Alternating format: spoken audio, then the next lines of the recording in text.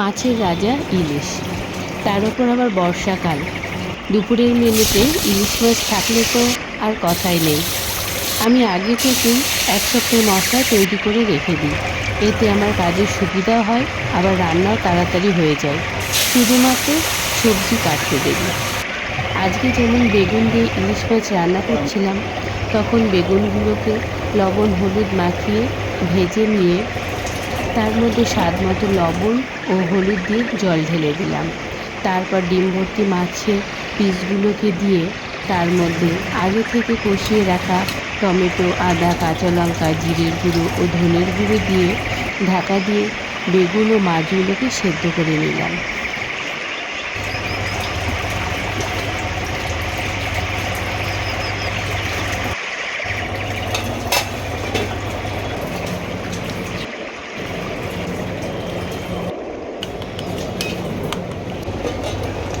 পরে সর্ষের গুঁড়ো ও সর্ষের তেল দিয়ে নামিয়ে নিলাম।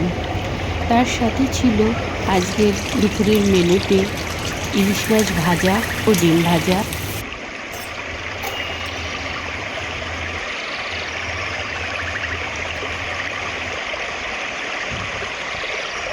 এবং আলু, পটল, বেগুন, পেঁয়াজ দিয়ে ছোটো মাছের তরকারি, বেগুন দিয়ে ইলিশ মাছের ঝোল ও ছোটো মাছের টক।